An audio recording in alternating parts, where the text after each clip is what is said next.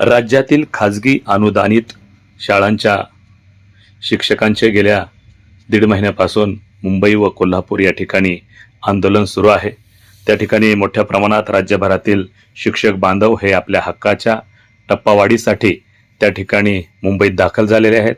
आझाद मैदान हे शिक्षकांनी पूर्णतः भरून गेलेलं आहे। महिला भगिनींची संख्या सुद्धा त्या ठिकाणी मोठ्या प्रमाणात दिसून येत आहे।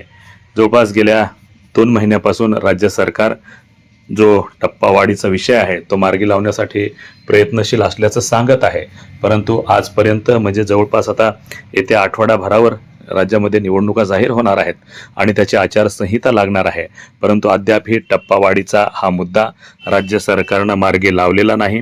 या टप्पावाढीसाठी मुख्यमंत्री अनुकूल आहेत, उपमुख्यमंत्री अनुकूल आहेत, शिक्षण मंत्री केसरकर अनुकूल आहेत। नेमका अडसर कोणाचा असा प्रश्न या निमित्तानं उपस्थित होत आहे। सध्या ज्या माध्यमांमध्ये जे चर्चा सुरू आहेत तर या टप्पावाढीसाठी प्रामुख्यानं उपमुख्यमंत्री आणि अर्थमंत्री असलेले अजितदादा पवार यांचा मोठा अडथळा असल्याचं वारंवार स्पष्ट होत आहे आणि तसं दिसून येत आहे। कारण त्या ज्या फाईल आहे त्या फाईलवरती अर्थमंत्री आणि उपमुख्यमंत्री अजितदादा पवार यांची अद्यापही स्वाक्षरी झाली नसल्याची माहिती प्राप्त होत आहे आणि शिवाय कॅबिनेटची बैठक आज आयोजित केलेली होती, परंतु ती सुद्धा या ठिकाणी आज झालेली नाही।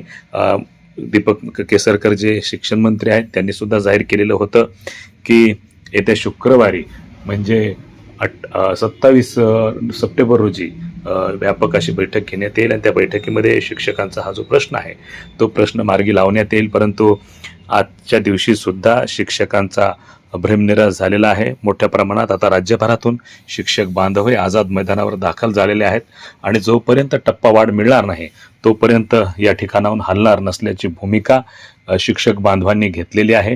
राज्य सरकारला याची फार मोठी किंमत चुकवावी लागणार आहे, कारण हा जर टप्पावाढीचा विषय मार्गी लागला नाही तर शिक्षकांचं मोठं आंदोलन या ठिकाणी पाहायला मिळेल आणि याचा परिणाम जो आहे याचा परिणाम कुठेतरी मतपेटीवर येणाऱ्या काळात दिसणार आहे। त्यामुळं राज्याच्या मुख्यमंत्री, उपमुख्यमंत्री, शिक्षण मंत्री यांना राज्यातील शिक्षकांची विनंती एकच आहे की या टप्पावाढीचा आणि शिक्षक बांधवांचे जे काही उर्वरित प्रश्न आहेत ते प्रश्न मार्गी लावावेत। शिवाय मुंबईमध्ये मोठ्या प्रमाणात पाऊस सुरू आहे आणि पाऊस सुरू असतानाही शिक्षकांनी छत्र्या घेऊन त्या ठिकाणी आपलं आंदोलन सुरू ठेवलेलं आहे। याची कुठंतरी दखल जे मुख्यमंत्री आहेत, ज्यांना कणव आहे, जे दयाळू आहे असं बोललं जातंय, ती दया या ठिकाणी शिक्षक बांधवांवर दाखवावी अशीही या ठिकाणी अपेक्षा व्यक्त केलेली जात आहे। तसंच या ठिकाणी जे शिक्षण मंत्री आहेत दीपकजी केसरकर हे सुद्धा शिक्षकांचे पालक आहेत, शिक्षकांच्या बाजूने सातत्यानं राहिलेले आहेत। त्यांच्याकडूनही या ठिकाणच्या शिक्षकांची अपेक्षा आहे की हा प्रश्न तातडीनं मार्गी लावावा। वार्ता YouTube न्यूज करिता परमेश्वर गित्ते। आणि हात वरती करून दाखवायचे की आम्ही या ठिकाणी आहोत। छत्री नको, खाली बसून घ्या बाकीच्यांनी। सर खाली बसा, खाली बसा, खाली बसायचं, नाचायचं नाही। Very good. भारत माता की याला म्हणता आवाज मर्द मराठे। पुढे मी या ठिकाणी मस्के सरांनी विनंती करतो की आपण या ठिकाणी भेटतो।